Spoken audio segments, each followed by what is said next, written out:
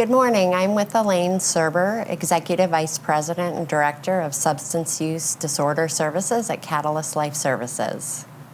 Good morning, Elaine. Hi, Laura. Thanks for having me today. I'm glad to be here. Thank you for joining us. I think we'll start. Can you tell us a little bit about what services we offer for those who may be thinking about getting help?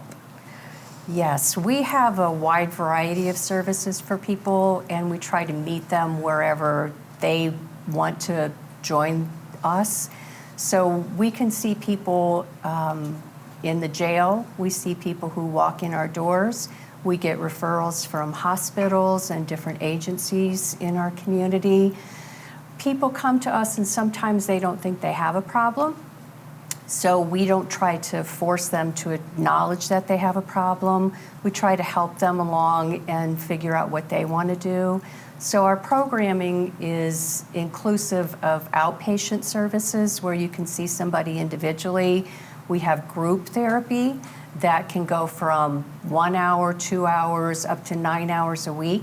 We also have case managers who can help people access services in our community, and we have peer recovery supporters who are people who have lived experience with addiction and mental health issues, and they can also help people along their journey of recovery. Thank you. What would you like people to know in the community about individuals who struggle with substance use disorder? I'd like people to know that your addiction, your substance use disorder does not define who you are, and that there's hope. And treatment works and people recover. We see people who come into our detox center, which is a 16-bed withdrawal management program where people can safely detox from substances. Alcohol, marijuana is not something that we would detox from, but many people we see are using cannabis and alcohol right now to deal with the stress that's happening in our community and in our world. We have nurses and we have a medical director and counselor assistants and therapists who are very dedicated to our withdrawal management center to help people. From there, people can go into our outpatient services.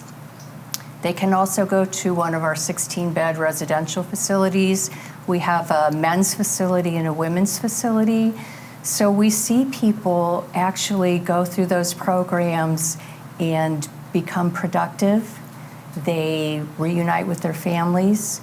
They become employed, and they become part of our community again. So we see people all the time who start to blossom and get better. So that's what I want people to know, is that there's hope. Thank you. Why do you think it's important for people to support Catalyst Life Services and the Catalyst Rehab Telethon? I think it's important for people to know that their money is well spent and that their donation really can help someone in that journey. We see many people who come to us who have lost their job, who've lost their family, who've lost their housing, who really have nothing. So the telethon funding really can put a safety net under people and help support people as they become productive again and we get them connected to other services. It's not money that we take lightly. The donations are thoughtfully spent on services and helping people with both mental health and substance use disorders. And we're very thankful for every donation that comes our way. Thank you, Elaine. Thank you. I know Catalyst appreciates your dedication, and I know the community appreciates your dedication to those we serve and to Catalyst. And we're going to take it back to the studio.